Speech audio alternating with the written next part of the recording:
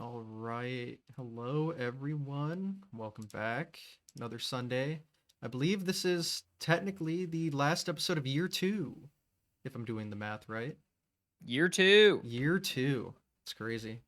2 full years of weekly episodes. I don't know how I did it, but here we are. Well, let's end things off with a bang, shall we? Welcome Indeed. ADEF to the show then. Hello. Hello, hello. How are you, Ace? I'm great. You know, Good. just Good. realizing I've done this for 2 years. So that's cool. Yeah, it's pretty sick. I've actually been able to do something consistently. Finally. Something. But yeah, it's been fun and still going. So Good. guess we can talk some speed running. Anyway, Yeah. let's start by having you introduce yourself to the class here. Sure. I am ADEF. I've been speedrunning since the summer of 2012. Um, these days, I'm not doing, I think this is pretty common amongst a lot of people that have been around that long. I'm not doing as much traditional speedrunning these days. Um, for the most part these days, I am doing a lot of like challenge runs and stuff like that. Racing more than anything. But I also have a YouTube channel where I talk about Pokemon. Hmm. That's who I am. And as of today, has hit 100,000 subscribers. Yeah, that happened a few hours ago, I think while I was asleep, which is pretty exciting. Not the asleep part, but the rest of it. But yeah, pretty nuts, honestly. A very crazy milestone that I did not think I would ever hit. It's been a very fascinating year and a half of making YouTube videos. Very weird. Hmm. And now we're celebrating the best way possible with this podcast, Talking about right? speedrunning, Exactly. baby. It's Talking perfect. about nothing Pokemon related. Oh, I'm sure we'll get into it at some point. Yeah, Don't yeah, worry. yeah. But all right. Well, let's go ahead and dive in. So, you've been Sure. doing it since 2012. So, how did you get started? Yeah, so I think that if we were to go way back and like talk about my true roots as a speedrunner, I think a relevant piece of information would be that when I was very young, and I think this is common amongst people that played games when they were very young, but when I was like 3 to 5 years old, I played a lot of, we're already talking about Pokemon. I played a lot of Pokemon Red on my Game Boy, or my brother's Game Boy to be more specific, but I didn't know what save was. I didn't know what saving was. And so I would often play from the start of Pokemon Red up as far as I could until my mom said, breakfast was ready or whatever. And then I would just turn the game off. And I low key feel like that maybe is part of why I'm fine with resetting. Like, I From an think that early age. that's what I'm saying. Like, I think since my first big experience with gaming was like, oh, well, I'll just see how far I can get in an hour. Like, I think that that has been a relevant part of my mind since then. But the first true speedrunning I ever saw was when I was probably 12 years old, which would have been 2010, um, or maybe 2011. I'm not sure when this. I can actually look it up right now and see when this run happened.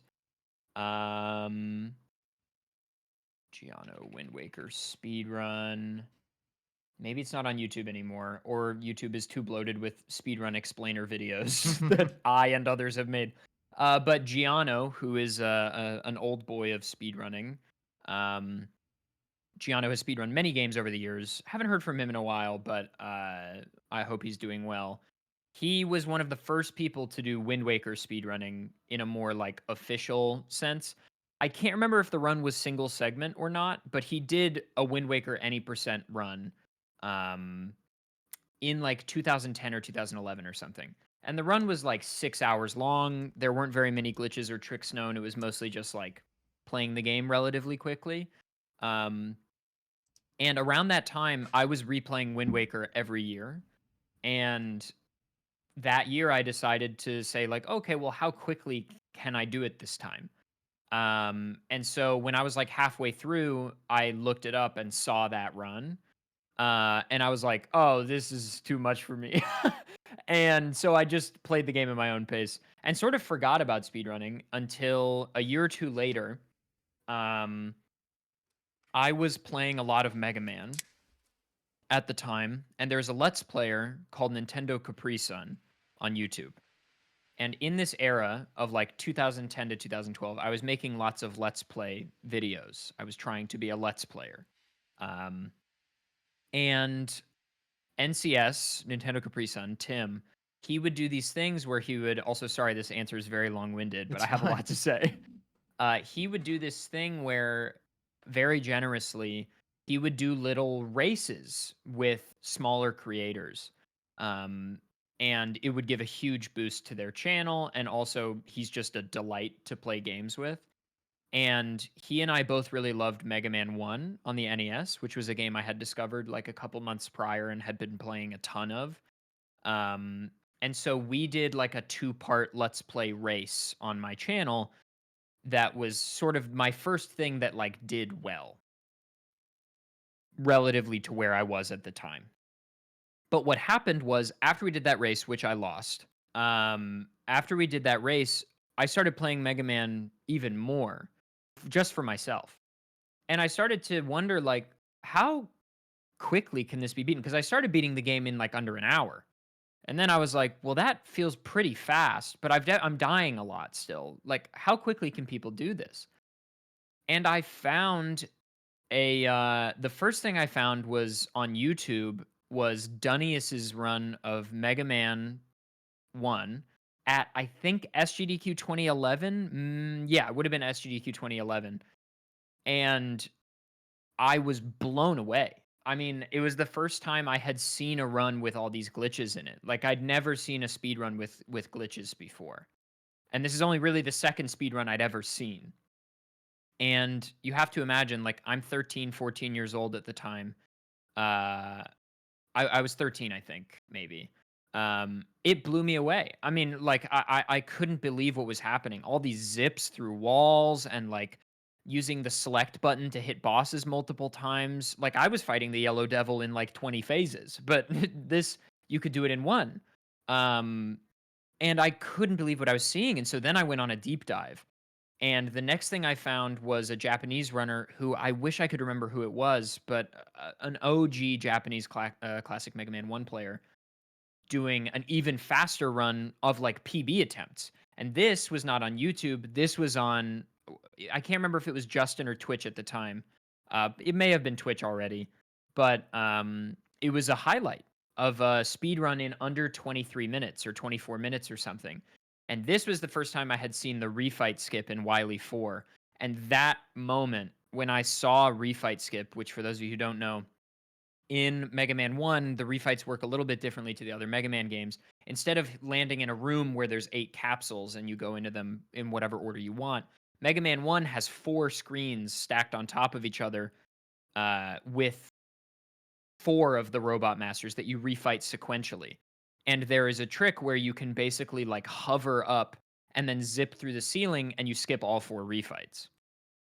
The reason there's not 6, even though there's 6 Robot Masters, is because 2 of them are in Wily 2. Anyway, this trick blew me away. It is visually incredible. The screen flashes, there's like weird sprites everywhere, and then you skip like a 2-minute long refight section. It was in that moment when I saw that I knew I had to learn how to do this. And so it was around then, which was I think summer of 2012, probably May or June of 2012. It's summer break. I have lots of time on my hands, and I'm going from the 7th grade to the 8th grade, so I don't have much responsibility. Um, and I just started playing a ton of Mega Man 1, like primarily on Speedruns Live. Through the IRC channel, I would find people to race with. And in that era, who was I racing with? Dunnius would join us sometimes, but like Barn Owl, myself, Kazes. Oh boy, there were so many of us. I mean, SRL was really active in that day. As I think, Ace, when did you start? 2017. Okay, never mind. Yeah, I know. Hey, I was gonna it was say, still pretty big when I yeah. started, but I mean, you even back in 2012, like truly, you could play almost any game, and literally any day you could find someone to race with you. even if they don't play the game, like people, myself included, we would just race games for fun. Like I did Super Mario Galaxy any percent races that took me like 8 hours because I had no idea what I was doing. Like we truly raced everything back in that day, and SRL was so active. It is hard to explain to current day speedrunners like how active Speedruns Live was. Any moment I was on a computer at school, I would pull up the SRL front page and like watch speedrunning. Like it was a golden era for like not content. This was just people speedrunning. Like they were not making videos. Like it was a nuts era, and we truly were racing Mega Man every day. And at first I was just doing 6 Robot Master races because I found the Wily stages very difficult to speedrun because they are very difficult to speedrun. And the majority of the entry level tricks in the 6 Robot Masters are like relatively approachable.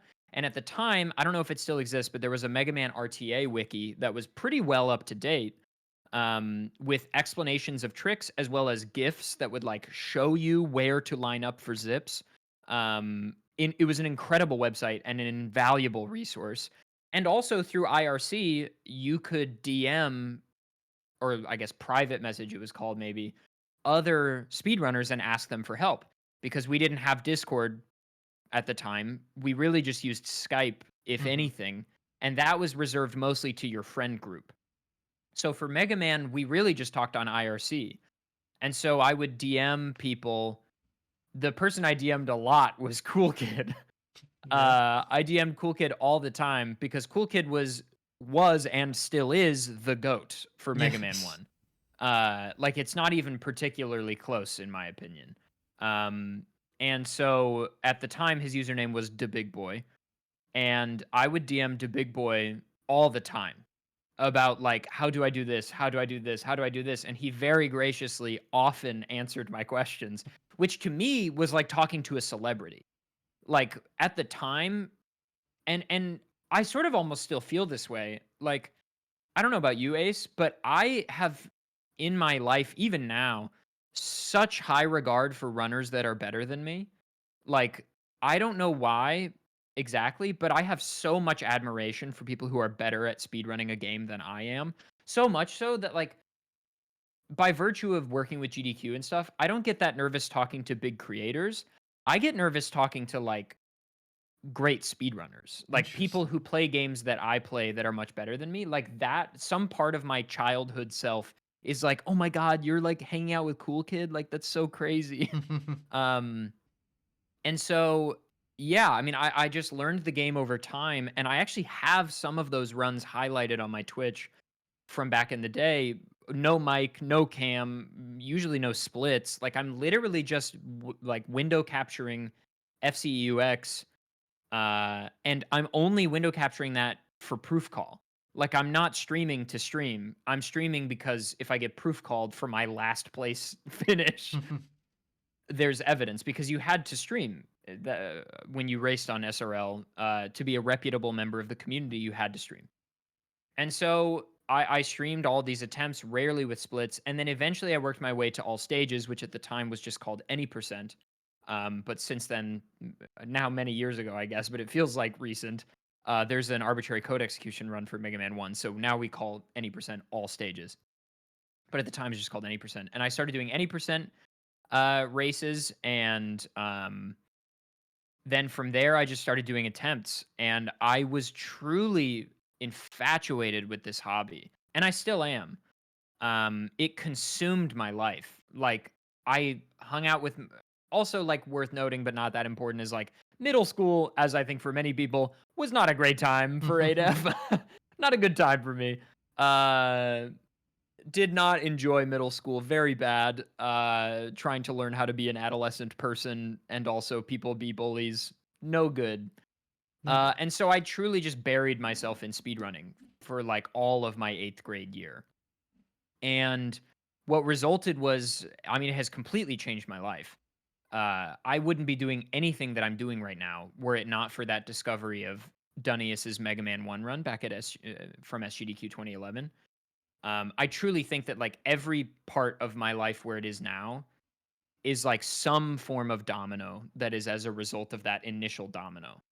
Um, And yeah, it's just been crazy. I would say the next big speedrunning development after Mega Man 1 was probably discovering OOT Bingo in like December or January. So that would have been December 2012 or like January 2013. Yeah, Bingo was Was when huge I back then. Wow. Yeah, oh, massive. And Massive. so like I knew of Bingo obviously because Saturday Night Bingo, which still happens, is a weekly Ocarina of Time bingo race on SRL. Now it's on racetime.gg, but Mhm. uh, we're lucky these days if during tournament season for bingo we get 15 people, 10 people. On most weeks it's like 5. Back in the day, SNB would regularly garner like 70 plus people Good God. every weekend, like every weekend. And so I knew about it because it was the SRL thing on Saturdays. So I knew about it, but I had never played OOT more than just casually. But when I saw what is now called Defeat Ganon, but the Ganondorf route of any percent in OOT, when I saw that, I was like, oh, well, this feels like the next logical thing. Because at the time, and Ace, I don't know, you started with Mario, so maybe this isn't your experience exactly. But at the time, deciding to speedrun games was largely based on 2 criteria. One, is it a game that I really enjoy playing casually? And 2, does it have really crazy glitches in it? Like those were my criteria for years. Mhm. I don't know if that is something you experience. Mine was a nostalgia factor more than Sure. anything. Yeah. That makes sense. Plus, Mario 1 is really easy to get into, so that helped quite a bit. Yeah. But Well, and also there are cool glitches in Mario 1. there are, but you don't really Um, learn those off the bat because they're hard as right. hell. But Right. yeah, for me, it was always more nostalgia than anything, I think. Okay. So yeah, OOT had all these crazy glitches.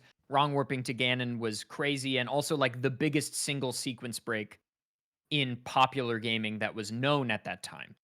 That was the holy grail of speedrunning at that time was Ganondorf.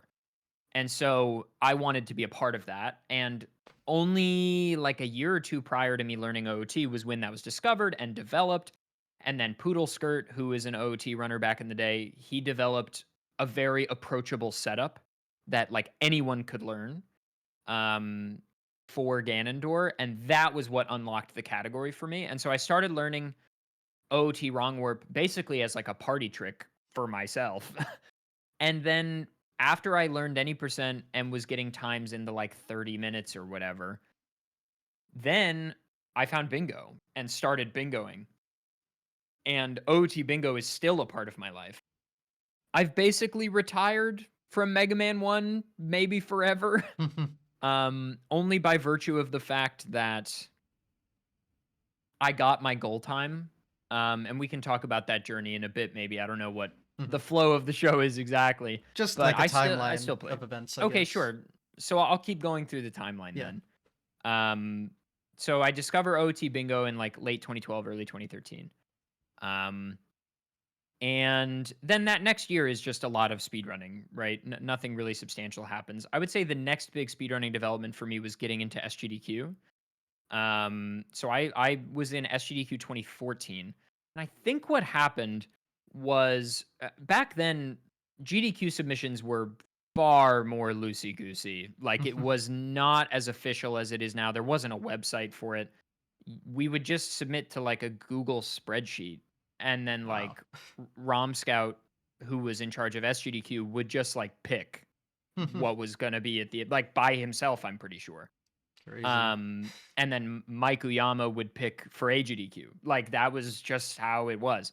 Um, and I believe what was initially supposed to happen was Duckfist and myself. Duckfist was gonna do a Mega Man 1 run himself. Like he got accepted, but I had submitted, I think. And then like I think he had to drop for some reason. I think initially he was like, I was like, oh, we should do a race or something. And he was like, maybe. And Rom Scout knew of that conversation or something. And then Duckfist had to drop. I can't remember why. I think it was a work thing or something, but he couldn't go. And so Rom Scout, instead of wanting to get a different game, just messaged me on like Twitter or IRC or something or Skype and was just like, literally, this is how informal it used to be. Was literally just like, do you want to do it? Like that's how it was. And I was like buzzing because GDQ is still big, but back then, like for the speedrunning community, GDQ was the Super Bowl. Like there was no equivalent. Um, and so I was ecstatic and I said, yes, absolutely. I was 15. And when you are underage at GDQ, you need an adult to accompany you. You need to have a legal guardian. So my dad came with me, which was very sweet of him. And so it was me and my dad at SGDQ 2014 in Denver, Colorado for like 3 days. Um, and it was just a crazy experience. It was very weird to be there so young. But meeting so many of these people that I had known on IRC for years in person was so crazy. Like I spent most of my time honestly hanging out with Darkman, who was a staple Mega Man runner back in those days. And it was just crazy. Like I don't know how else to describe it. It and the run went fine. I was decently pleased with my performance. There were like weird issues with the video capture. It looks terrible. It sounds really bad. The microphones they tried for that event were awful. The run looks and sounds just terrible, but that run is a very seminal, very important part of my life. Um, and then from there, it just sort of cascaded even further where I would start speedrunning new games, try different stuff.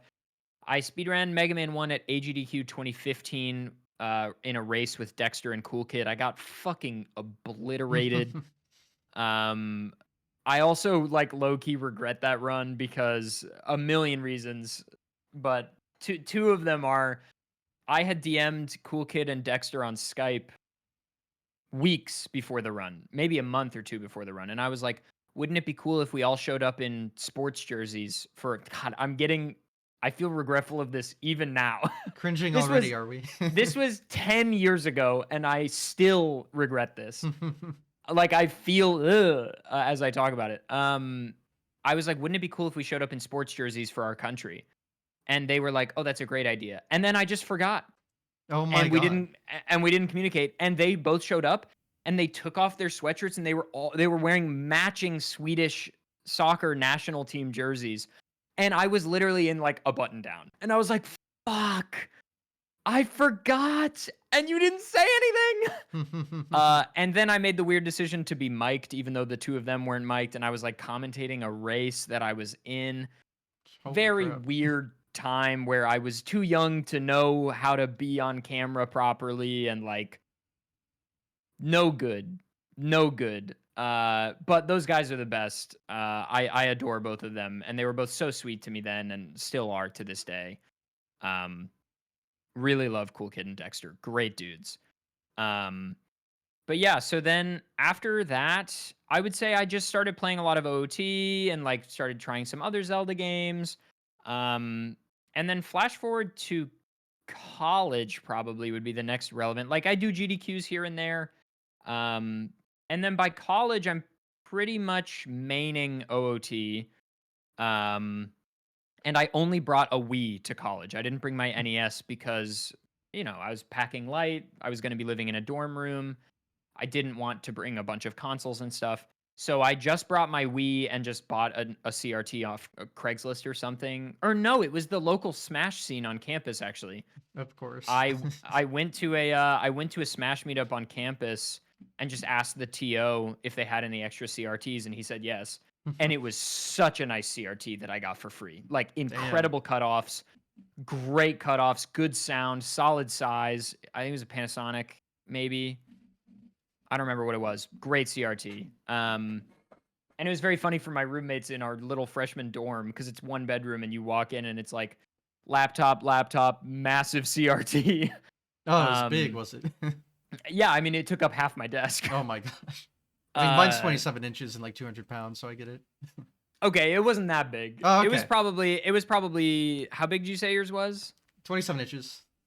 Yeah, it was probably like 14, Okay, maybe not 16 inches. But in comparison to my tiny freshman dorm desk, it was huge. fair enough. And so I was playing a lot of OOT at that time. And then I sort of fell off of speedrunning a bit. I would say the next relevant thing that happened is AGDQ 2017, I had been submitting Mickey's Dangerous Chase, which is a Game Boy game that myself and Nudua was one of the other classic Mega Man boys that I constantly raced with. Back in the day, there's this Game Boy game I grew up with, Mickey's Dangerous Chase, that I had speedrun that nobody else had speedrun yet.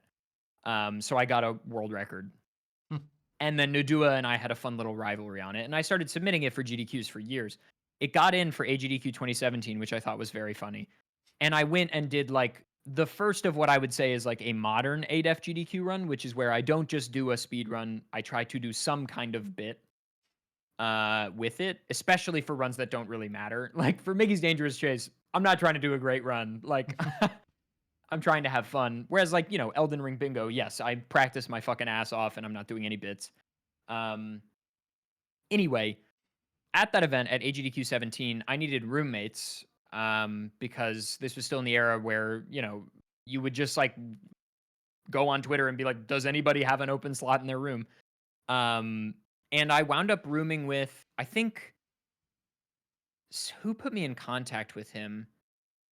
I don't remember who put me in contact with him, but somebody pointed me to Oven Donkey, who was an Uncharted speedrunner, and was just like, Oven Donkey was tweeting about having an open room or open space. And so I DM'd him on Twitter, and he was like, yep, sure, that's fine. And I was like, okay, fully expecting this to just be like every other GDQ where I just go hang out with the Mega Man people.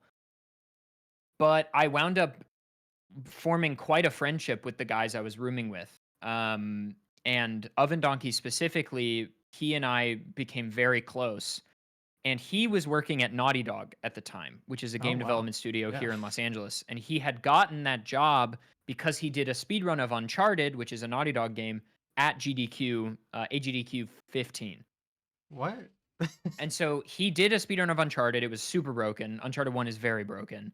And so the Naughty Dog QA guys were like, oh, well, he would be a great fit for the QA team Wow. because he understands the game engine really well and he knows how the glitches work. He would be very good for the team. And they're right. He is still doing QA to this day at major Wow. studios and he is doing a great job. That's crazy. So I roomed with Oven Donkey and we started this tradition that year where we went to Eastarland, which is a retro game store, great retro game store near the hotel where GDQ used to be. And we would buy movie licensed games on old consoles and try to break them. So we bought Madagascar for GameCube and we broke that game wide open over the course of a night. Like a 6-hour session, we found like 40 glitches or something. Nice. And he and his other roommate, who was also a person at Naughty Dog that just wanted to come to GDQ, they were like, you should apply to work on the QA team. And I was like, oh no, because I was 18 and I was still in high school at this time. We're going back a little bit because I That's think this fine. is important. So I was a senior in high school. I was going to graduate in 5 months. And I was like, I can't do that. But they were like, no, you should. And especially, I spoke some French, and they were looking specifically for localization testers, people who could QA test, but also who could speak another language. Because for those of you who are trying to get into the industry as QA, that is a very valuable skill to have because games come out in multiple languages, and sometimes there are errors in the subtitles or in the voiceover. And so it is relevant to be able to speak another language. So I applied, and based on the recommendation of Oven Donkey and our other friend, based on their recommendation, I got an interview. Hmm. And I don't know that they knew I was in high school. Oh my. The guys that were interviewing me, but the interview went quite well. I got out of school. I had to get out of high school to go do the interview. I like had to get a note to get excused, and I walked home. I lived very close to where I went to school. I walked home and got on my like mom's computer, which had a webcam, and did this interview. And as a part of the interview, I had to do a French test. The localization lead sat down with me, and I had to take a test. And I, worth noting, had put on my this is true. I put on my resume that I was fluent. Oh. I put on my resume that I was fluent in French because I was 18, and I was like, what's the worst thing gonna happen? I'm not fluent in French. I'm very good, but I'm not fluent. And the interview went well, but then I had to take the French test, which I was when they told me there was gonna be a test, because they told me like a week prior, I was like, oh shit. Like, that's not good. And so I had my French teacher tutor me for like a week, like one-on-one for tons of stuff. And then I took the test, I passed. I did the interview, it went well, and they asked me to do a practical play test, which is basically where you go into the studio and you sit with other prospective QA people, and you all get a build of a game, and you have an hour to find bugs and write them up. A lot of these guys that I was interviewing alongside had QA'd somewhere before and knew how to use the like portal, because there's this thing called Jira, which is used in software development as well. But it's like a way to report bugs is one use of Jira. And a lot of these guys knew how to use that. I'd never heard of the software in my life. And so they gave me a notepad and they were like, you can just write down the bugs you find. And I was so nervous, Ace. I cannot tell you, because I'm 18. I paid my own way to fly to Los Angeles for this, because most of these people live in LA. So they all just drove here. I flew to LA, stayed with Oven Donkey. I was literally there for like 24 hours. And our friend drove me to the practical playtest. I showed up. I'm 18. All these guys are in their late 20s, early 30s. I'm so nervous because this is the coolest thing that's ever happened to me in my life. And all you want when you're a kid that plays video games is to work in the video game industry. That's all I wanted. And I was literally like sweating. We go into the like focus test room where there's all these monitors separated by dividers. And I sit down and it is an E3 demo of Uncharted 4. And something people might not know is that when a game is still in development, especially AAA, big AAA titles, E3 demos look super polished, right? Like they look so good because the studio wants the game to look amazing. But what you don't know is that the rest of the game is still in like block mesh. Like there's not art in the rest of the game. So they, for 2 months, will like zero in on this 10-minute portion of gameplay and make it look and feel as good as possible.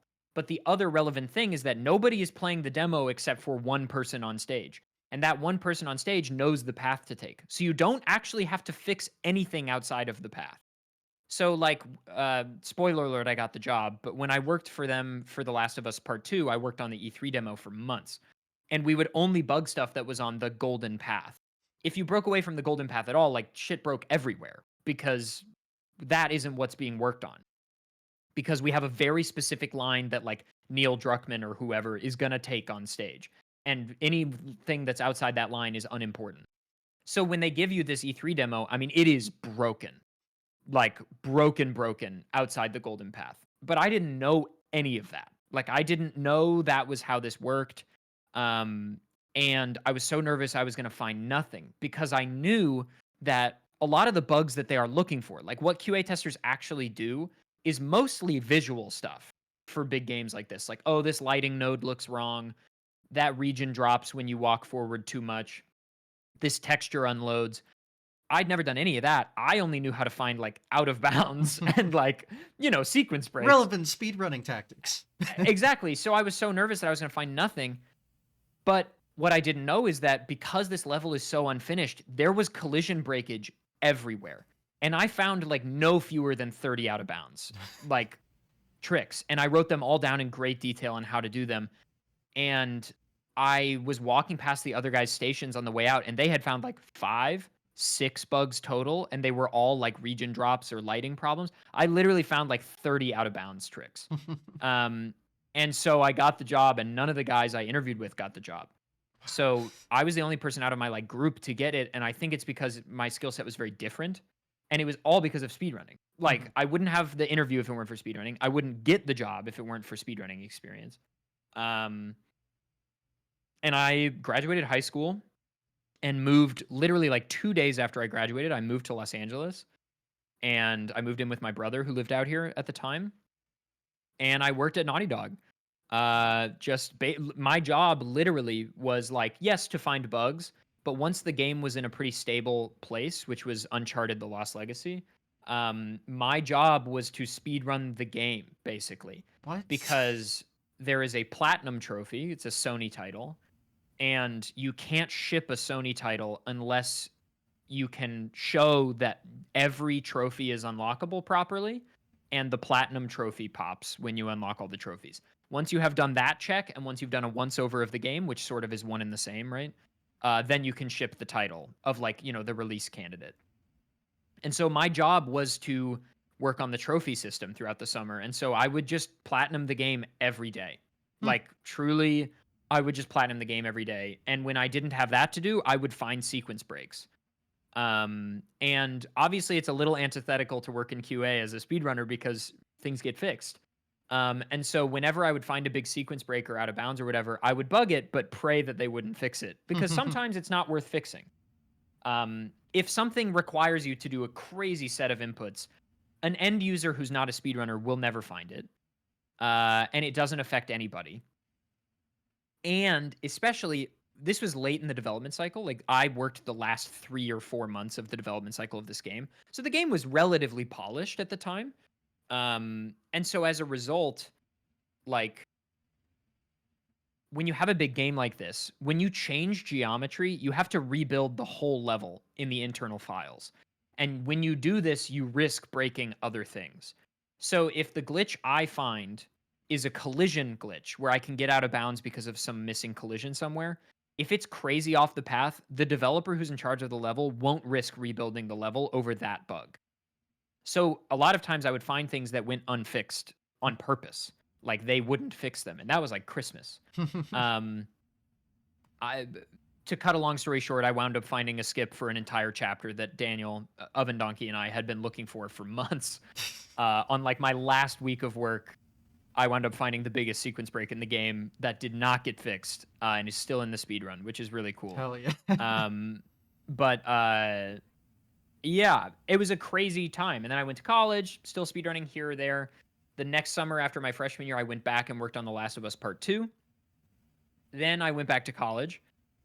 And in this time, and this is relevant, I promise, I was dating this girl who is a lovely person. But we had a pretty rough breakup at the end of my sophomore year of college. And I had not been speedrunning much that year at all. But we had a pretty not great breakup. And when that happened, I also had decided not to go back to Naughty Dog again because I was pursuing acting and I was living in New York City for school. So I decided to just stay in New York. I had savings. And so I decided to stay in New York and audition for stuff every day. But what happened was I broke up with this girl in May. Summer break starts. I'm going to be in New York basically by myself for 3 months. And in the mornings or evenings, I go and audition. But during the day, I have unlimited free time. And I was really depressed. This breakup was very bad. And so I buried myself in Mega Man 1 for the first time in years. And I was, in fact, so much so that for the months of July and August, I really didn't audition that much because I was playing Mega Man 1 for like 8 to 10 hours a day. And Ace, I'm sure you are familiar with this vibe of like when you get lost in a grind. Like, you can't help yourself. Like, I was constantly thinking about practicing, and I was so involved in it at this point that like I would open my sessions with warm-ups. Like, I was treating it like a sport rather than like I was icing my hands every night because I was really fucking up my hands. I was icing my hands, I was stretching, I was doing 2 hours of warm-up practice of all the hardest tricks. And the reason I was doing this grind, the year prior, I had done like, the first big milestone you can hit as a Mega Man 1 speedrunner is sub 20 minutes. That's the first big. I like to compare, for your viewers, Ace, I like to compare Mega Man 1 all stages times to SMB1 Warpless.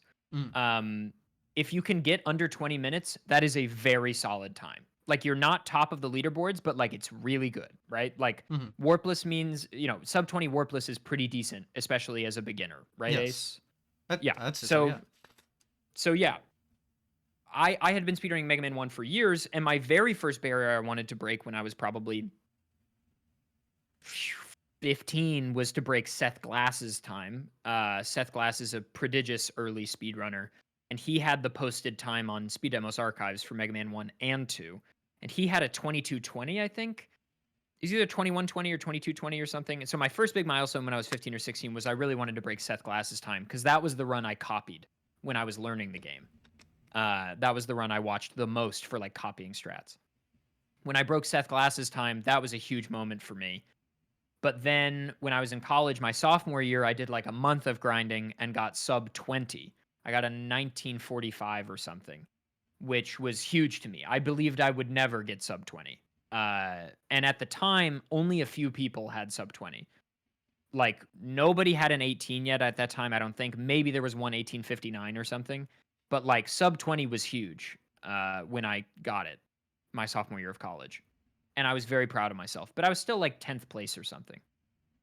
Um, and then over the course of that next year, Mega Man 1 sort of saw a resurgence. And like Cool Kid drove the 18 really low. Endy drove it really low. White Hat was playing a ton. Dexter was playing a ton. Streamline. Like all of these players were pushing the game really far. And Mega Man 1, like 5 people got sub 19s, which was unheard of, like unprecedented. Incredible times. And I fully saw them in a different league than me, especially since I was dedicated to my studies and acting or whatever. I believed I would never get an 18. I really thought that was impossible because you had to learn so many difficult things, um, like so many impossible tricks, zips that are so difficult, frame perfect, pixel perfect, many of them sub pixel perfect, that I figured I was not capable of. But when I was in this post breakup depression, I needed something like a project to sink my life into. And I decided, well, why can't I get an 18? I've always seen myself as a step down from the upper echelon of Mega Man 1, even though I've been around as long as these guys. Why can't I do it? Like, surely I'm capable of this. And so I just learned all the hard strats and grinded for months every day. And I got an 1854 after the hardest grind of my life.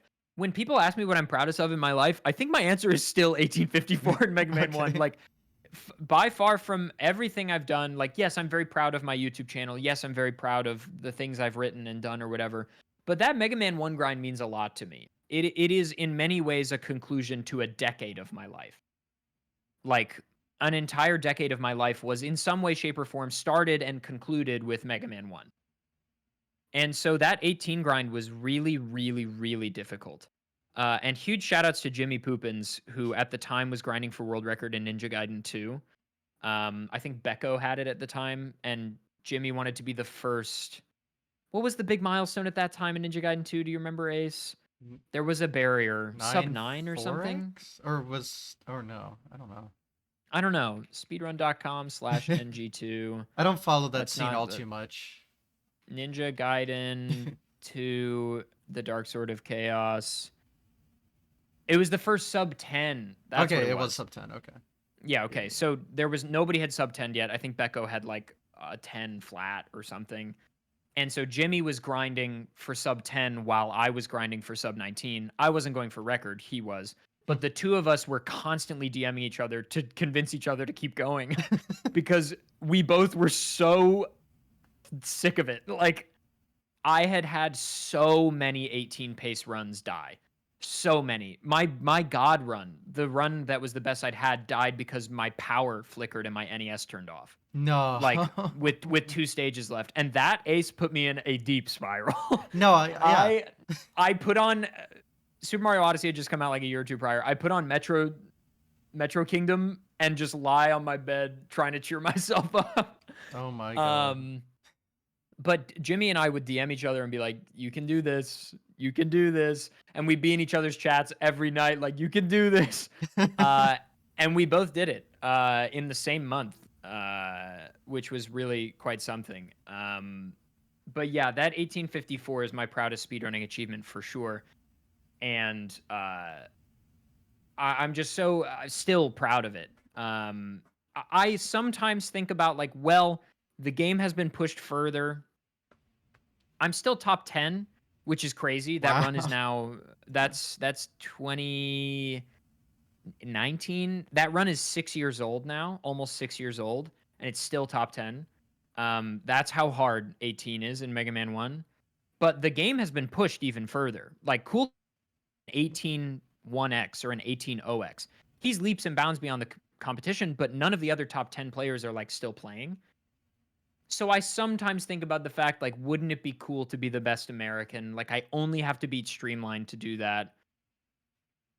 That wouldn't be that hard, but I would have to start from scratch again and also sort of soil this. My run is not perfect, not even close. But for what I was capable of at the time, it was pretty damn near. And I almost don't want to soil that memory by trying to beat it. Like, if that makes sense. Like, to me, that run is sort of immortalized. And who knows how I'll feel in a couple years, but I kind of don't want to touch it. Even though I know I'm capable of better, I sort of don't want to. And that kind of marked the end of like a lot of my NES speedrunning stuff, and my very serious speedrunning stuff, though not completely. Because what happened in the next year, also, I realize I'm still just going, Ace. Sorry if this is boring. No. Hey, I would have Um, stopped you if I was bored. The okay. whole point of the show is for the guest to yap. I'm just sitting Well, and I'm listening. yapping. Yeah, exactly. This is I'm perfect yapping, content. baby. Um, I've never really told this story from start to finish, honestly. All right. January of 2020, I was speedrunning Hebereke at the time. After I beat my Mega Man 1 time, I wanted a new NES speedrun, and Andy was playing a lot of Hebereke, and I was like, oh, that looks fun. He was like, you should try the game casually. Incredible casual game. Like, truly great. It's a Metroidvania on the NES that, like, predates Metroidvania, and it's a Sunsoft title, so the music and sound effects are amazing. The sprites look great, and it's very late in the NES life cycle, so the chipset is really good. Incredible game. So I started speedrunning that, and I submitted it for AGDQ 2020, and it got in. And that was sort of the culmination. I had been studying comedy in New York for like 2 years, 3 years. And so I did like a whole thing with my run. And it was weirdly in prime time. I don't know why they put Hebereke in prime time, but it was prime time on like a Tuesday or Thursday or something. And so I wound up getting a decent amount of attention to my Twitch channel as a result of that run. It was like the checklist, GDQ checklist, right? That's what it was. Yes, it was. I It was remember. the. It was sort of spawned from. It was intended to feel like a Brian David Gilbert video, like Yes. an Okay. unraveled video where like, here's the checklist for a perfect GDQ speedrun, and I am going to do all the things. It was very silly, and I was very happy with how it went. But my Twitch channel didn't get big or anything. I just started, instead of averaging 5 viewers, I would average like 30 or whatever. um, and which was a huge increase. And so I started taking streaming a little more seriously. And then this silly little thing happened in March of 2020. This silly little worldwide global thing happened, and I suddenly had unlimited time. And something I had wanted to do for some time is the 3D Zelda challenge, which is an old Zelda speedrunning challenge where you play all of the 3D Zelda games back to back in one sitting. And it's a massive RTA. And nobody had ever done it with Breath of the Wild after the game came out. The most recent person to have done it was Chaotic Ace, did it right before Breath of the Wild came out as like a celebration of the game coming out. And since then, every game had gotten shorter and faster and harder. And Breath of the Wild, any percent, had been whittled down to like 30, 40 minutes. So I was like, well, in January 2020, I was like, okay, I'm done with my NES era. Let's start learning the 3D Zelda challenge little by little. I know OOT, so that's one game down. Let's learn the other ones. So I started learning the other games. And then in March of 2020, now I was like, okay, this is my pandemic project or whatever. And so I, for months, from March until May, every single day, I was learning, grinding, or practicing one of the 6 3D Zelda games. Which is OOT, Majora's Mask, Wind Waker, Twilight Princess, Skyward Sword, and now Breath of the Wild at the time. Tears of the Kingdom wasn't out. And yeah, then in May, I decided I was ready. And I beat the previous record, which was only 5 games, but I did it with 6 games. So it was like the definitive 3D Zelda record at the time. But I wasn't great at any of the games. I was just solid at all of them. So I knew that there was the potential if anybody who was really good at Zelda speedrunning actually put their mind to this, they would wipe the floor with me because I just learned all these games in 2 months. But I grinded it for a while, and I got my first run was 12:45. Then I got like an 11:30, and then I put it on hold for a bit, and then Demon and Gymnast, inspired by me doing it, came and got like 8 hours, then 7 hours, and I was like, okay, guys, like, great. Classic, yeah. But that was a big moment for my channel too. The 3D Zelda challenge, the first one I did, was the first time I'd ever had over 100 viewers. The stream was 13 hours long. Like, I made actual money, like it was a couple $100. But that was crazy to It's make more than that I from make in a streaming. year off streaming. Sure, So that's pretty right. good. Like 99% of streamers will never see that many viewers or that much income on a stream. And so that was a big, like, oh my God, wait, maybe I should take streaming seriously. And so then I started streaming like truly full time. And it was mostly just 3D Zelda speedrunning and a lot of Breath of the Wild challenge runs. Eventually, to skip ahead, eventually I got sub 10, which was my initial goal when I started the challenge January of 2020. January of 2021, I got a 9 something. So just barely sub 10. And that challenge is really fun. Like a really great speedrunning challenge that requires you to use a ton of skill sets and a lot of learning. Really enjoyable challenge. I will never do it again only because of Wind Waker. I can imagine. I also don't really want to learn Tears of the Kingdom. It's not a very attractive speedrun to me, and I would want to do it with all 7 games now. But Wind Waker it's not even close. It is the hardest run I've ever learned by a million times. Like, Mega Man 1 is hard, sure, but like the tricks are easily practicable and repeatable with precision. Because, like, yes, it's frame perfect and pixel perfect, but like if you get the muscle memory, it's like tap, tap, tap, tap, or whatever, like the rhythm of it. Wind Waker is a brutal test of the soul. Especially at that time, there was a ton of RNG. The game is incredibly physically taxing. Manual Super Swim is death, Yeah. like actual death on the arms. Zombie hovering is like an arthritis creator, and there were so many long, difficult zombie hovers, several of which ended in other difficult tricks. Like, the game is unbelievable. It's unreal. The fact that I got sub 2 hours, I was over the moon, even though that is not competitive. But even though it's not competitive, it's still high on the leaderboard because nobody can finish a goddamn run. Like, the game is so fucking hard that, like, world record is like 48 minutes, but sub 2 hours is still like top 50. Because the game is just that hard. And so, yeah, I don't really want to do the 3D Zelda challenge anymore, specifically because of Wind Waker. I just can't bring myself. I told my community, I was like, don't let me play this game. Like, if you see me speedrunning Wind Waker in an official capacity, like, message me. I'm not well. Yeah, right? It's no good. No good. No self-respecting person should play that game. I love the game, and the speedrun is amazing, and the world record is incredible. And you only get more respect for it the more of the game you understand. But yeah, I will not be speedrunning that game. All that to be said, that's sort of in a long way the story of how we got to where we are now, where that 3D Zelda challenge journey sort of catapulted my channel and caused me to start trying new things. Pokemon speedrunning and Pokemon challenge running and randomizers became a big part of my life, and like racing with shenanigans and 360 Chrism.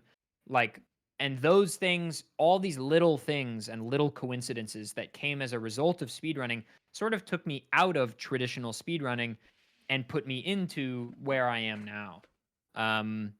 Content Like I speedrunning, said, I call it. right. Yeah. And I'm not even really speedrunning that often. Like, it's adjacent. Yeah, it's adjacent for sure. And when people I meet ask me what I stream on Twitch, I just say speedrunning because it's an easily approachable without having to be like, well, my content strategy, like, you know, Actually. you're right. I can just be like, oh, do you know what speedrunning is? And, 8 times out of 10, they'll be like, yeah. And I'm like, I do that. Mhm. Um, but yeah, so much has changed, and I'm very grateful to be where I am in life. I recognize that in a lot of ways, I sort of accidentally stumbled into the dream I wanted when I was a kid. Like all I wanted when I was like 10 or 11 years old was to live in LA and make YouTube videos for a living. That's all I wanted. And then from age 12 to 22 or 23, what I wanted changed as it does in life. I wanted to study science, so I did. I wanted to try acting, so I did. And none of these things ever wound up being like massively successful or anything, but were important parts of my life. And then I accidentally now am living the dream that 10-year-old me wanted, which I try to remind myself of as often as possible because I need to be grateful and recognize how cool and lucky it is because it is easy to forget your roots, I think, and it is easy to lose sight of how hard it is and how lucky you have to be to make things happen. And so I try to remind myself that I'm very fortunate. Life isn't all butterflies and roses. Things go wrong, money gets tight, like these things happen to me, but I am overall happy. And I think that that is largely due to speedrunning existing in my life and it being a thing I decided to try and then fall in love with when I was like 12 or 13. So I think it's very crazy and very cool that I get to do what I do and that it is as a direct result of this community that I have been a part of for the vast majority of my life. Um, and Yeah, I just feel very fortunate. And I try to give back to the speedrunning community in the ways that I can. Um, yeah, that's my story. That's Yeah, it. I think that's everything I wanted to say. fair enough. Well, I'll definitely rack your brain with some more details on stuff. Let's see. Uh, First, just out of curiosity, when you were talking about working at Naughty Dog, are you in the credits for Yeah. those games? Yeah, Wow. Uh, I just not as ADEF, no, but of yeah. course not. But I just I didn't know about any of that, so it was interesting Yeah, to learn. that was not a period of my life where I was very public online Mhm. about anything. I was hardly streaming. Like truly streaming for me did not become a thing where I used Facecam and talked a lot until 2020. Like before Really? that, Wow. streaming was just to do attempts. Like if I was streaming, it was because I was doing a race and needed to proof call, or I Mhm. was doing attempts. That was it for 8 years. That's all I streamed for. Um, it Yeah. was only as of 2020 that I started being like, oh, well, streaming is cool as like a way to, you know, perform, basically. Mhm. Yeah. Um, and then I guess we should go down the GDQ rabbit hole. There's a lot to talk about there. Yeah, So yeah. I know you went to your early runs. I know your dad was on Hmm. the couch for your first one. That's always funny. Yes, yes. Did he do any commentary? I forget if I've seen it. He was mic'd and spoke a few times, but he didn't say anything about the Let's game. go. Yeah. Perfect. So there was that, the race that you don't want to talk about. Um, yeah, the 2020. Was there anything before that? There is a website GDQ called, VODs. yes, GDQ VODs. I will go there and look myself up. My goats. Although Yeah, incredible website. they're I've missing been very a couple fortunate things. to do quite a few GDQ runs. Hmm. I did Arbitrary Code Execution was discovered in Zelda 1 on the NES around 2015.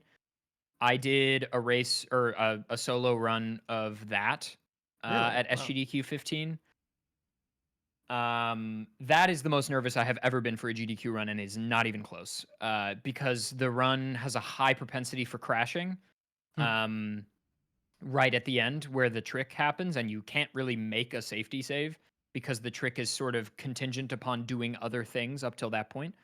And I was in the private practice room messaging Sock Folder, who discovered the trick, Of for course he did. hours in the days leading up to the trick, trying to come up with a consistent setup. Because I had agreed, I didn't submit. Again, GDQ was very different back then. I didn't submit that run. I was doing attempts on my stream, and RomScout came in and was like, "If you get sub 4 minutes, I'll put it in the marathon." Okay. The schedule was already out, Wow. and so I did, and he did, and it was put in as a bonus game. Mm. Good. It was after Jay Coper did a run of Swordless Zelda 1, and I did that after that. Mhm. Mickey's Dangerous Chase I did, which we talked about. Yep. Hebereke I talked about. I did Mario 35 at Ah, AGDQ yes. 2021. Rest in peace, Uh, dude. Oh, dude, I know. I would give my whole career away to get Mario 35 back. I Okay. I would give away my YouTube channel to Nintendo if they would just put Mario 35 out. Please. I would pay $100 for it. Like, I know that they took it away, I think, because server costs were probably high and the game was free. I don't care. I'll pay for it. We'll all pay for it. Yeah. 60, 70, 100, name your price. I will. Mario 35 is the greatest game Nintendo has ever made. Oh. And it is a damn shame that it is gone. Yeah, that I was miss it fun. every day. Yeah, I miss it every day. But I beat Cosmic, and I'll never let him forget it. that's fair. Um, I Although he did get did. hella unlucky, but He did, that but is the Mario 35 way. that's how it goes. I've Um, been there. I lost to I there was like some one tournament I did, and they do it based on how many coins you get. That's how they did the format. ah, So interesting. IIPK ended up beating me, but I got second place in my final challenge, and if I would have won, I would have like doubled the coins because I went forever. It would have been great. Oh well. um, I did Pokemon Emerald Randomizer with Keys, Chris, and Shen at SGDQ 2022. That was very fun. Probably the run I am most well known for is Ratatouille. Yes, Uh, chef, dude. Yep. yeah, that was another I did a bit run. Halo 3 co-op last SGDQ. I'm very proud of this run. Co-op legendary is very hard in Halo 3. And Nervy, Kronos, Bry, and I put on I don't feel that guilty about saying this because I didn't do most of the heavy lifting. An incredible run. Like, nothing silly or fancy, like truly just a fucking incredible run of Halo 3 Legendary for a live run. I'm very proud of that. We worked very hard. And then at this most recent GDQ, I did Block Dude, which is a silly little game. Finally, though. Finally, and Elden Ring DLC Lockout Bingo with my friend Captain Domo. So I'm still bingoing in some way. But yeah, I've been very fortunate to do a lot of GDQ stuff over the years, and I've been very fortunate as well to turn that into a job with them. The two things are separate. Doing runs and having a Yes. job are two separate things. However, in the pandemic, they were looking for people to host hotfix shows, and I submitted an idea I had for a show, and they accepted it. And so I started working on hotfix, and then from there, after like 2 years of hotfix, I wound up being asked to be on the interview team for GDQ, which was a dream come true. And then now I am actually leading that team. Oh Kung Fu wow. Fruit Cup and I are co-leading that team as of this last event. Hmm. So it's been a really wild ride, but GDQ sort of intertwined with speedrunning. Like, I think GDQ has done a lot for speedrunning, and vice versa.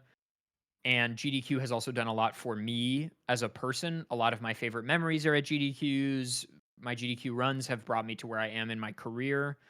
And so I feel indebted to GDQ in many ways.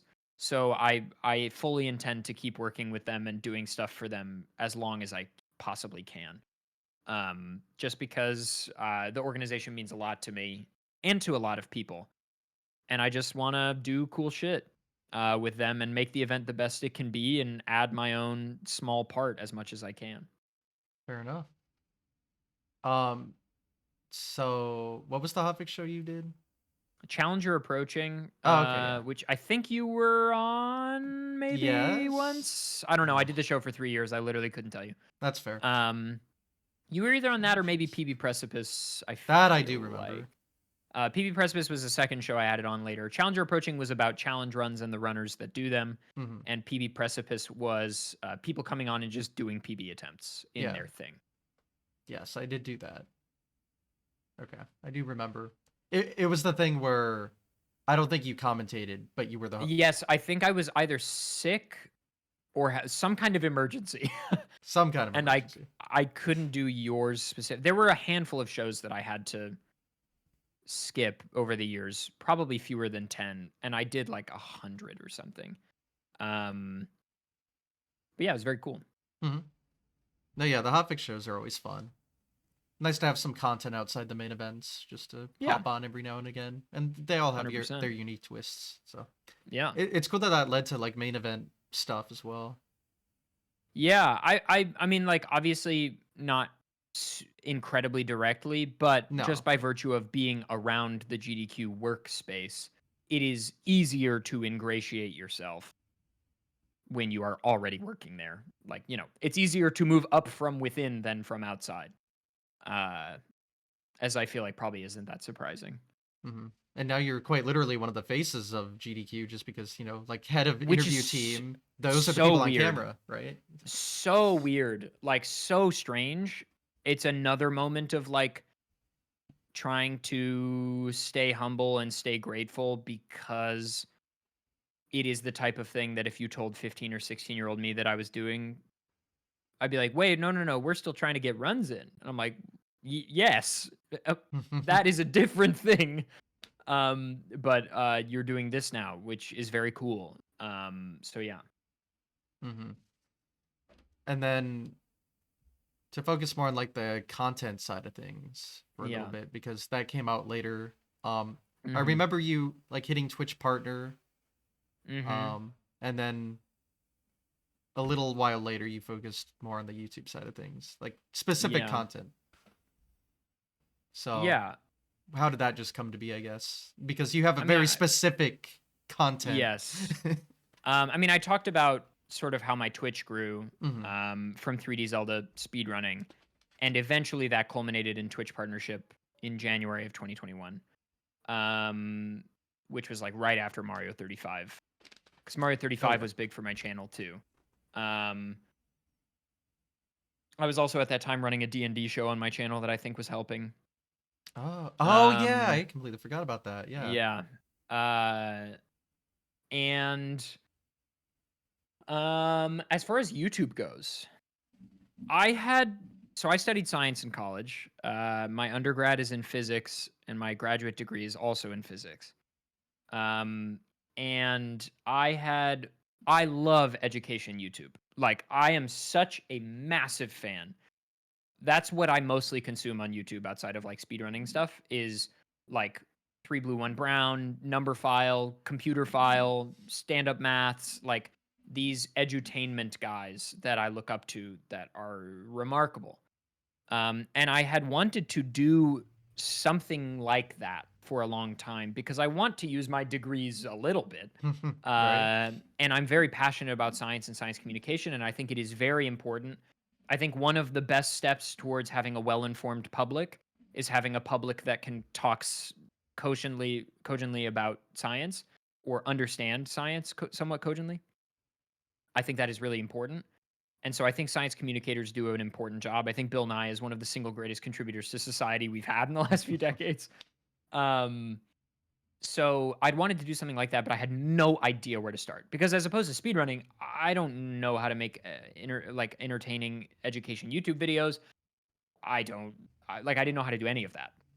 I don't know how to make a YouTube channel that's not about speedrunning, like etc. At SGDQ 2022, which was the first event I was in person on the interview team, there's a YouTuber called Kyle Hill who is in the education space on YouTube. And he was at the event doing a video about speedrunning.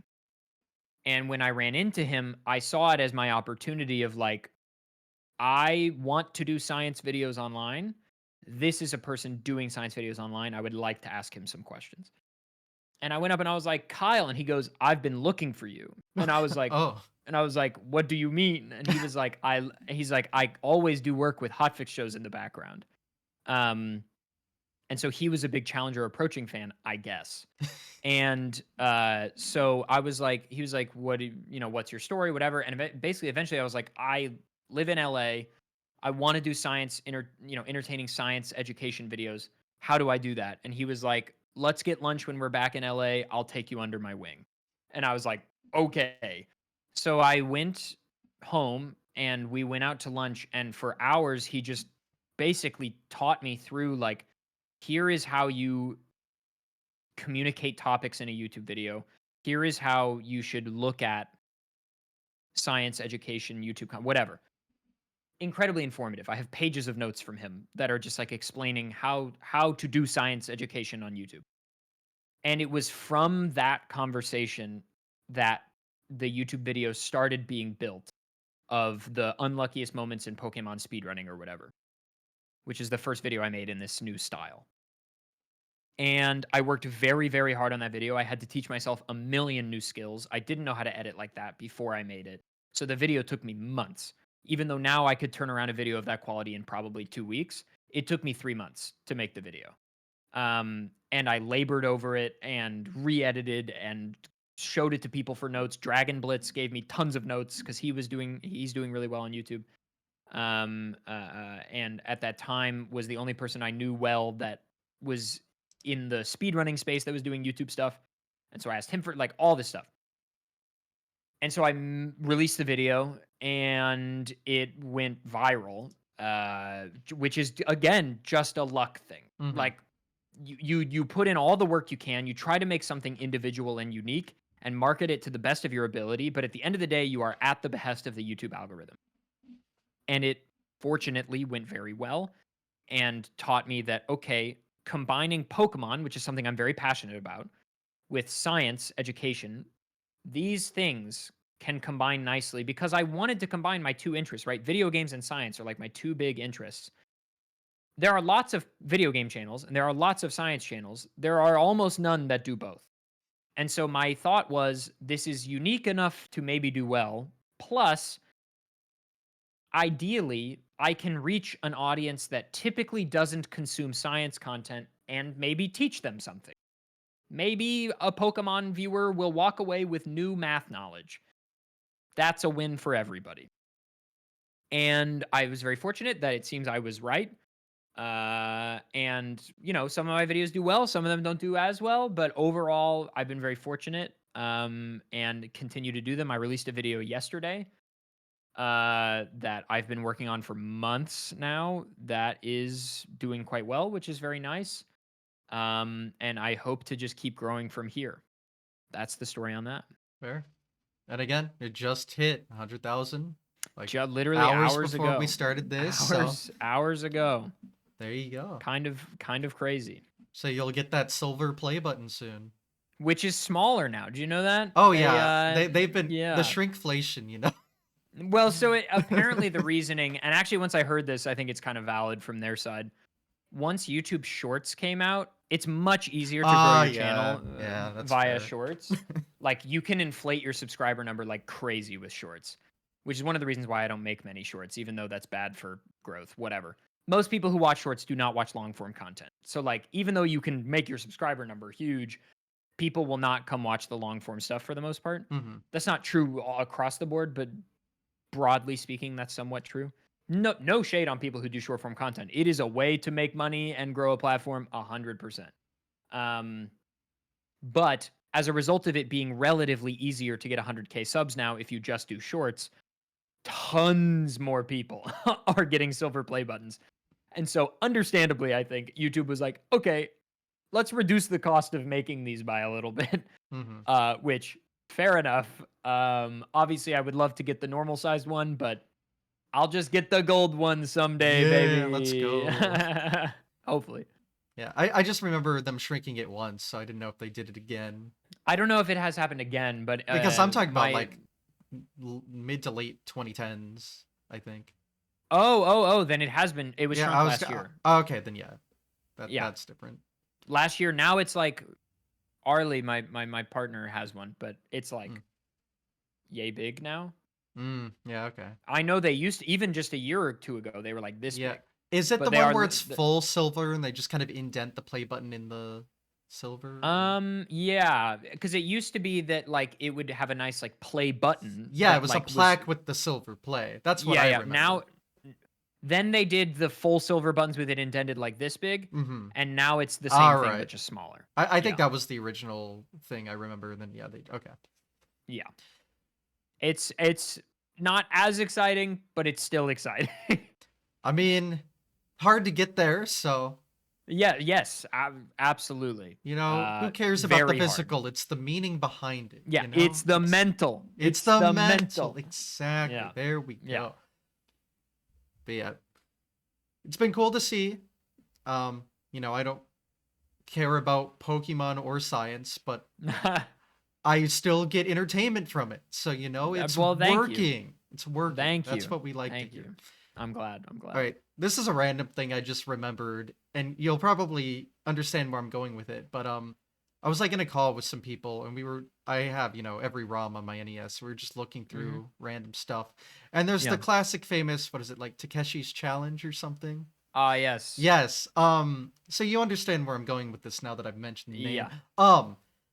So we're messing around, and the game makes no sense. It's this absurd Japanese whatever's going on. Yeah. But we're like, what do we do? And I was like, you know what? Let's look up a speed run. Just type it in. And we're watching the video, and I just happened to notice the person that published it. I'm like, wait, what? That's you. Yeah. So now I'm interested in the story behind this. I had a friend in the OT speedrunning community called Slask, and he speedran Takeshi's Challenge in like 2014. And I thought that was funny. Ha ha ha. I knew of the game. And whatever. Years go by. In like 2017, when I was at college, I was trying to think of runs that I thought might be good GDQ runs because I was trying to get in. And I thought, well, Takeshi's Challenge is pretty silly. And I remember the run has like basically a wrong warp. And you can beat the game in under 10 minutes. Like, how hard could it be to learn? And I learned it in like an afternoon. And then I threw together my submission video and uploaded it to YouTube. It did not get in, nor has it ever, nor I don't think it will ever. And I also don't want to speedrun that game anymore. It honestly sucks to speedrun. Okay. And frankly, the more interesting category is the one where you show the whole game. Because the joke of the game is that the whole game is crazy. So like the more interesting category is showing off like the karaoke and then the plane flight. Like the game is wild. But I did any percent, and the run didn't get in, but I left the YouTube video up. Not long after that, or maybe just before, JonTron made a video about Takeshi's Challenge. That was after your thing? I don't remember. It might have been before. I truly can't remember. It may have been his video that re-inspired me to go learn the game. Yeah, this was a long time ago. Yeah, I literally could not tell you. Yeah. But his video constantly gets views. It has millions of views. And what is, I guess, frequently recommended in the sidebar is my any percent speedrun. Really? And so it has like 40,000 views or something, which at the time was like the most views I'd had on a YouTube video. I actually unlisted that video literally 2 hours ago. Are you serious? But I'm gonna re-upload it on my other channel. Okay. I'm trying to clean up my main channel a bit and make it look cohesive. Oh, okay. That's so fair. It's only in my like Pokemon math videos, so it looks more official. And I'm just gonna move everything else to my. So it's gonna exist still. It just won't be. It won't have 40,000 views. That's just so funny. But yes, it is very funny. Sometimes people will DM me and be like, "Is this you? Like, why did you make this?" I'm bringing it up live. Yeah, I'm not like, wait, yeah, that is me. Just a fun pet project for like a week. I just had to know the story behind it because I was like, yeah, fair enough. Fuck? That is very funny. It's very funny that you know that. Yeah. Hey, I know my guests. Sure. Yeah. Although that was just happened to randomly stumble upon right. Although, speaking of knowing the guests, though, I will bring up the ROM hack you made for Mario. Yeah. Okay. Super ADEF Bros was another. I go through these hyperfixation phases, Ace. Don't we all? Where, right? Yeah, I become really obsessed with making something. I love to make things. that I derive the greatest satisfaction in life from like creative projects. And I in like 2022, I think it's 2022. It might have been 2020. I think it's 2022. Maybe 2023. I can't recall. No, it's 22. I don't know why I'm stuck on this. I was really obsessed with watching Cosmic's ROM Hack Wednesdays. Mhm. And I had some ROM hacking experience from Pokemon, and I had played a good amount of Mario. And I was like, I've watched so many of these, and I see Cosmic complaining about the same sorts of things and praising the same sorts of other things. And there is a long history of people making Mario ROM hacks for one person. Like this is a thing that even before Barb made Grand Poo World, Oh, which the is original Kaizos were made for like one person, I think.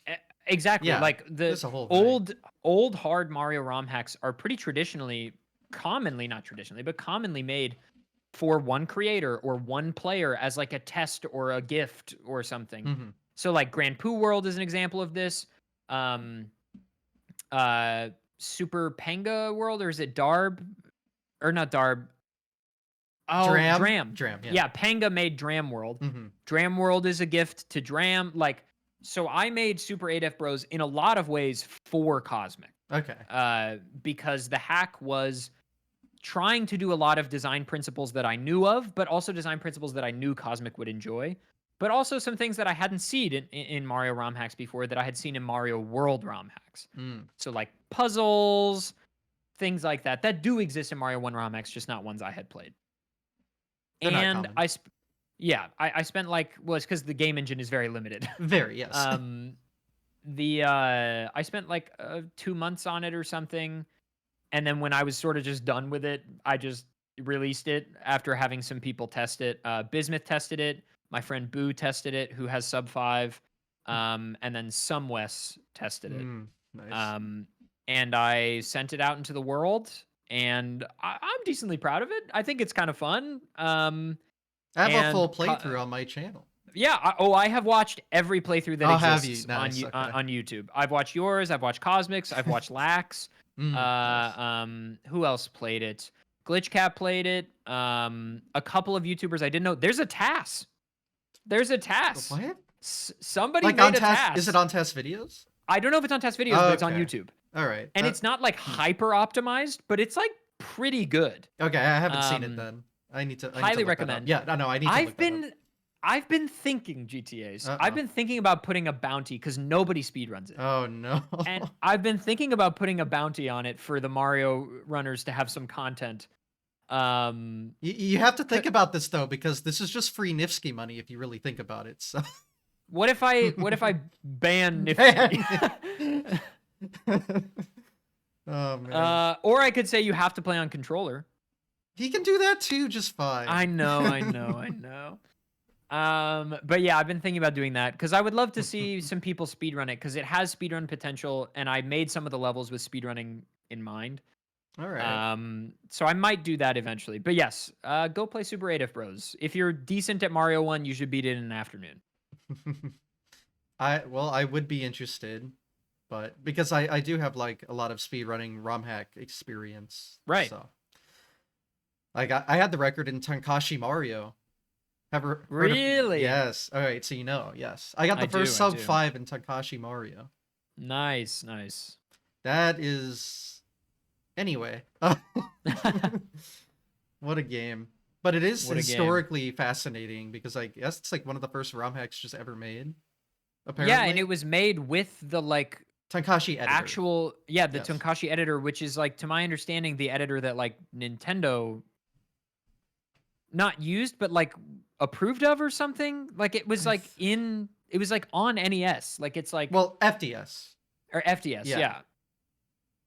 Yes. I don't know the full history, but yeah. It's incredible that Tankashi Mario still exists. That like you can find it and play it. Like that is very cool.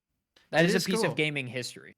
Quite literally. I think Glitchcat's the one that documented most of this kind of stuff. And that's yes, where I'm Glitchcat trying to pull the information. He has a long, not blog post or essay, but like a long document, sort of documenting Mario ROM hacking history. It's very interesting. Yeah, no, it's fascinating. That's how I know like like the original Kaizo Marios were like made for one person. When you brought that up, I Yeah. was like, oh, yeah, I've heard of that. And yeah, things have changed. Or Yeah. as much as things have changed, things have also stayed the same, I guess. It's true. In It's that way. true.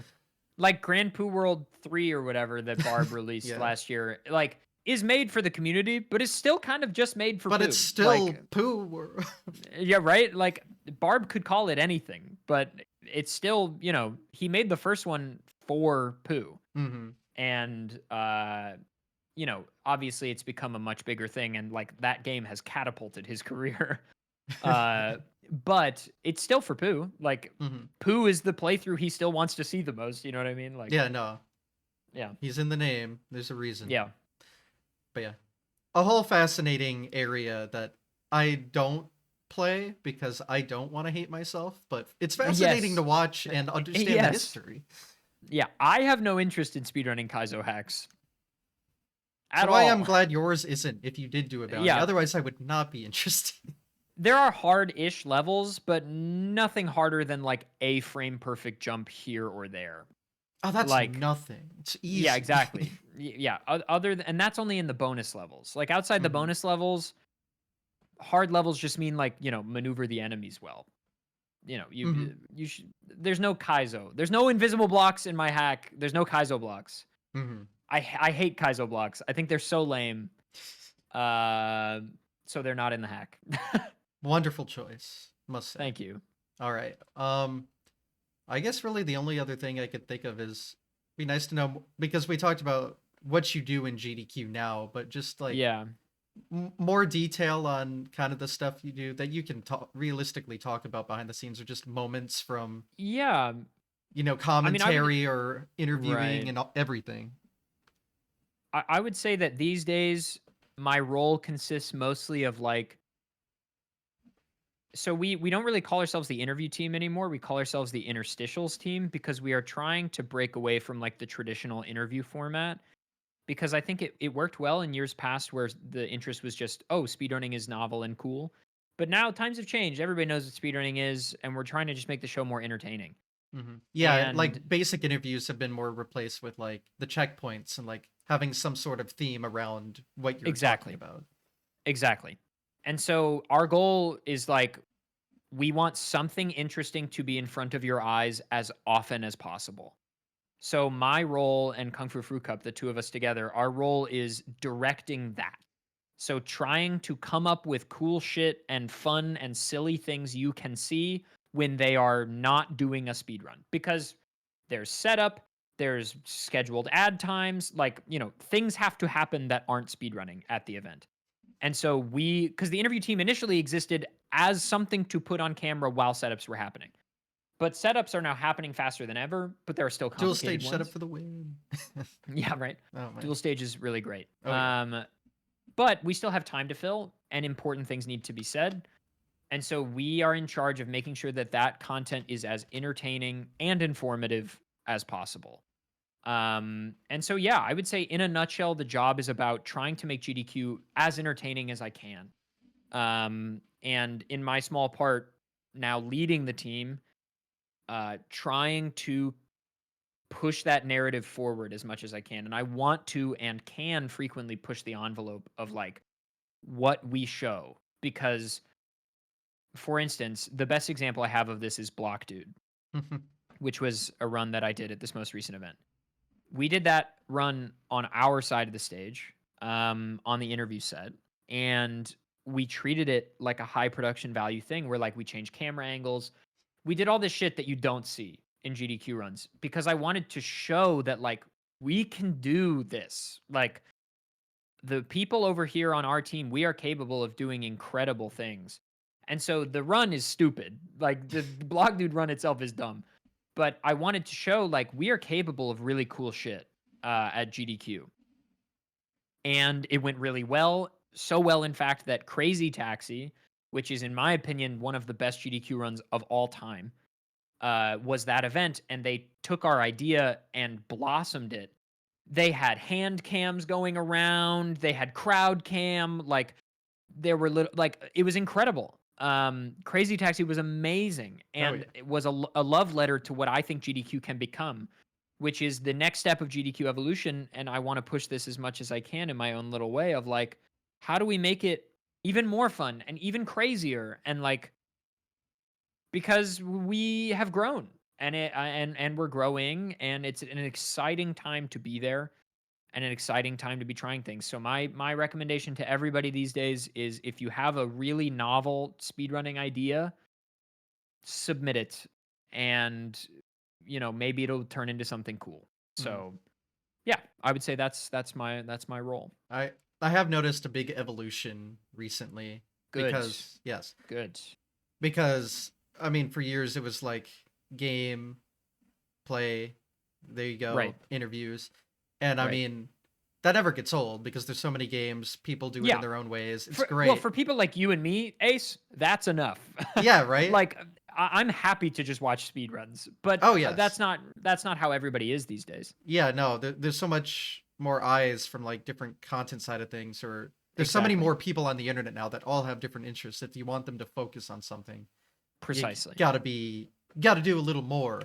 And Right. I've noticed that with more tournament style things and showing off different technology Yeah, the and mystery doing game tournament and mm-hmm. Evil Zone, very Our cool Mario One things. thing with the tech, big Yeah, fan. I mean, Cosmic DM'd me about that months ago.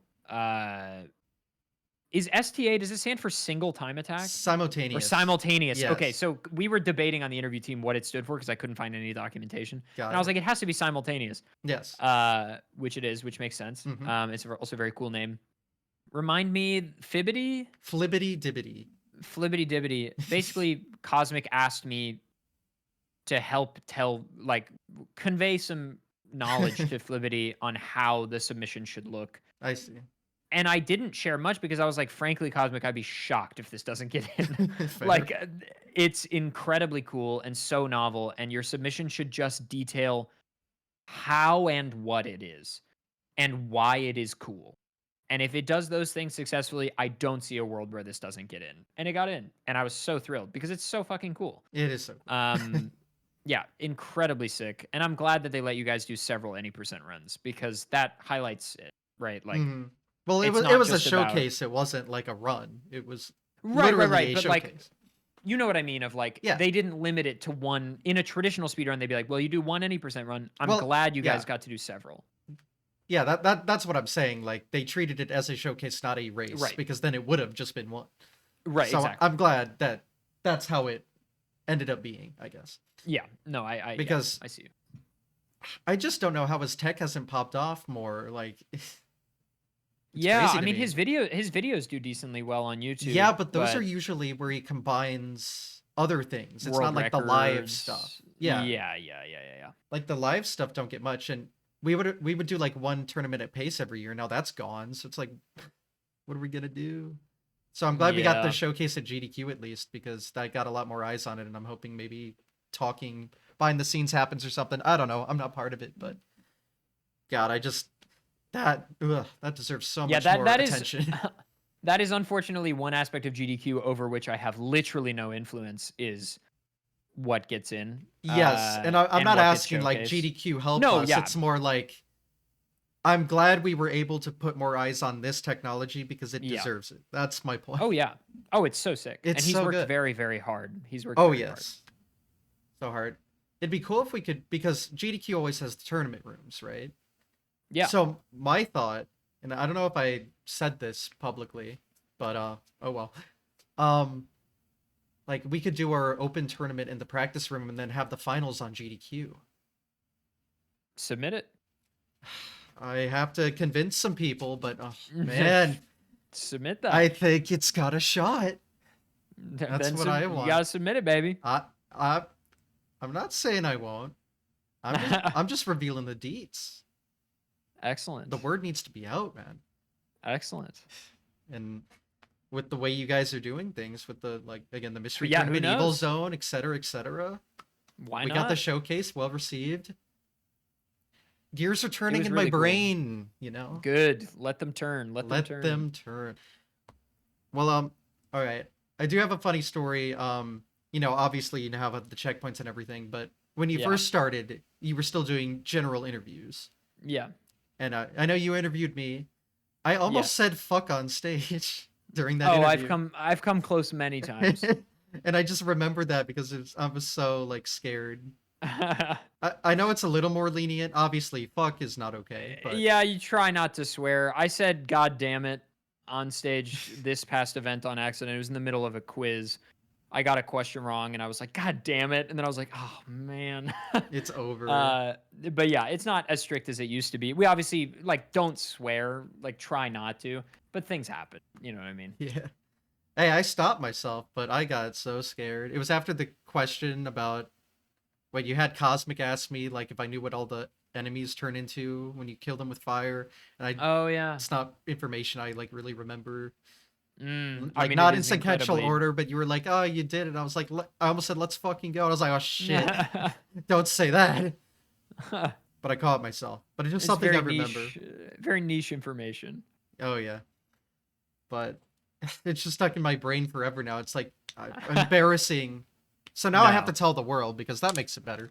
Anyway. Well, also, it's one of those things where, nobody is thinking about it but you. You know what I mean? Oh my Like, god, I have so many of that, and they would keep it yeah, I up mean, at night everybody. That's forever. life. That's life. I know That's it life. just takes so long to like learn to live with it and be like remind yourself. I'm still upset about that AGDQ 2015 Mega Man 1 run that I Yeah, that's fucked up. fair. Like, And now you've that talked about it, so we're both in the that was same boat. I was that really was just 10 trying to years ago. relate, you know. Yeah. But yeah, but more on the commentary side of things because that's also different from interviews. And you Sure. did the commentary for my thing. And by the Mhm. way, feedback, people loved your commentary for my run, by the way. That's great. I'm glad. I'm And happy to me hear that. I too, mean, that's big something you fan. gave me good information to say. True. I did my best because that's something I personally struggle with is self-commentary. I either Well, need also someone to you're bounce. playing hard game though. Well, Like, I mean, take the game away. Commentary on its own. It's something I okay. was never good at unless I had someone to bounce off of. And then Mm. yes, I cannot self-commentate during my own run. I just Well, cannot yeah, I do it. mean, yeah, Like Mario's I too can't good. like Twitch streaming. I'm so silent when I'm doing speedruns because I just cannot do both. I need to focus on one thing. So, That's hard. I'm glad and like at that GDQ, no one that's like good at Mario 1 was there that I Right. knew of. So, I was like who's at least good at commentary and knows the game and information. So that worked out very well. Yeah, yeah, yeah. And I'm glad we could pop off for the bullet bill glitch. That was good. I was so sick. Even though I completely fumbled the bag on I say No. fumbled the bag on the sub 5 like I didn't just jump one frame late once and that Yeah, was it. right. Yeah. That's how it goes. But yes, that was fun. But you've done plenty again. People like your commentary, so you've done plenty of it. Do you have like any highlights, moments, or just stories from doing that? Um, I mean, I love doing commentary for GDQ runs, largely because a lot of the times it's just like hanging out with my friends. Mm-hmm. I would say a big commentary highlight for me was getting to commentate ZFG's OOT Rando this past event. I spoke earlier about how like the types of people I get nervous around are like speedrunners I admire, and Runner Guy is the reason I started playing OOT, and Runner Guy was on the couch as well. Mm-hmm. And like Runner Guy and I have collaborated in years past, but it was very surreal. First of all, to be asked by ZFG was, Mm-hmm. I mean, an honor. Like Yes. he's the goat. Like See, he's people like the your comms. I'm telling. well. It was. I just was so honored, and to get to do it alongside Runner Guy was like commentating next to the person that got me into OOT speedrunning, while commentating for like the undeniable OOT like legend. Like Mm-hmm. it was just very surreal. That was very cool. But yeah, I don't know. Commentating is very, very fun. I think it is at its best when it is either incredibly informative and fast paced for a short technical game like Mario, or for a longer game that maybe doesn't have stuff going on constantly, as relaxed and natural as possible. Like Mm-hmm. those are the two extremes at which commentary is successful for GDQ runs, I think. Uh, and so I strive for one of the two. Usually it is the second one because I am not hyper knowledgeable about, like, I'm generally knowledgeable about a lot of speedruns, but I'm not like hyper knowledgeable about a lot of speedruns. And so if I get asked to do commentary for certain games, like I just have to lean on, all right, well, let's just have a good time. Well, then I um definitely took yeah. you out of it with my thing. Oh Well, but I well. was happy to do yours too because I know a good amount about Mario, and then what I Yeah. didn't know, you filled in the gaps and Mhm. helped me understand what is important to talk about. I mean, at So a yeah, certain those. point, it can be so short that nothing matters, which is what that is. So. Right, you don't wanna get too technical because everything's going by so quickly that you sorta just wanna hit the big notes, Hmm. because you don't wanna overload people with information, because 'cause Yeah. that'll do more harm than good. True. Um, yeah. Yeah. Also, It's nice I to. Oh, oh, go ahead, Ace, go I was ahead. just gonna say it's nice to like talk about and understand like what makes commentary good because it is like useful information for people to have the Yeah, best showcase they can have. I would say, in general, a commentary pet peeve of mine, or something that, okay, yeah, in the chat, I mean, Blecky's the GOAT. As far as He I'm is the concerned, goat. That's very true. Blecky's the commentary GOAT as far as I'm concerned. Um, I think something people do not need to do in commentary that they do a lot is explain something that didn't happen. So Ah. like people will be like, "Oh, well, the trick I just didn't get to do, or a trick we don't do anymore is blah blah blah," and then technically explaining blah blah blah. If we didn't see it, it doesn't exist. Mhm. Like as far as I'm concerned. Because the viewers have no If you idea, so it's Right, like. exactly. If you mess something up, you can talk about what you messed up. But Mhm. like, if you're not even attempting a trick, and you're just like, oh, well, this trick sometimes happens here that we do sometimes or that we used to do, blah, blah, blah, blah, blah. If you talk about that for more than 15 seconds, you've lost me. Like, uh, because like I am interested in that because I want to know as much about every speedrun as possible because I care about it. But like for the average viewer, that is it's not on screen. They have no idea what you're talking about. Yeah. You also don't need to be overly technical about almost anything. Like, because even I think buzzwords like subpixel and subframe are good, and talking about briefly what that is, like, it's more precise than even a pixel. The game is able to process even smaller distances than 1 pixel. But Wait you till don't you need to hear be about like, frame rules now.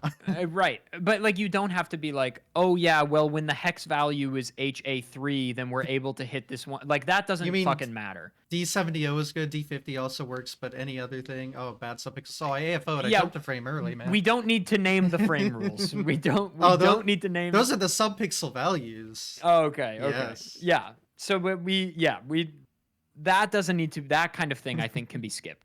Would be my Oh yeah, I advice. would. I would never. Don't worry. Yeah. All right. So have you done any other events? Like we talked just about GDQ, but I mean, there's a lot of other stuff out there in the world. So. Um I don't do too many other speedrunning things. I've never been to ESA, I've never been to Pace. Now I never will. Yeah. Rip. RIP. I've never been to Speed Gaming Live. I was fortunate enough just because I live in LA. I went to Fast 50 last year. Oh. Um, Uh oh. uh, no, it was a really great No, no, no, event. no, no. No, it's great. I I just it triggers my PTSD. yeah, no, but the event was really good. I don't know what the future of it is now that the production side of Ludwig's production company, I think, Oh, has yeah. gone out of Did they business. do? Well, because he has two technically, right? Yes, there is Mogul Moves, Yeah, I and don't know what then did Fast I, I 50. I can't remember exactly what the production team was. I mean, they did an amazing job. No, it was it was really good for But yeah, what it was. it's just very hard to do live events Oh my and god, yeah. turn a profit. And so I don't know what the future of that will be. Maybe we'll see it again. I truly have no idea. Um, Yeah, I'm glad the end result was good. yeah, me too. It was Yeah, great. yeah, that was good. It was, I think, a net positive, Mhm. which is really great. Yeah, I And yeah, like just because seeing more speedrun events, and in the end, yeah, it and was more done stuff is good. correctly. I'm pretty happy about that. Yeah, I live in LA and had friends that were going, so I went. And then just wound up on some couches because very few people there knew a lot of stuff about a lot of speedruns. And they realized that I know a lot about a lot of speedruns. True. just because I'm in love with this hobby.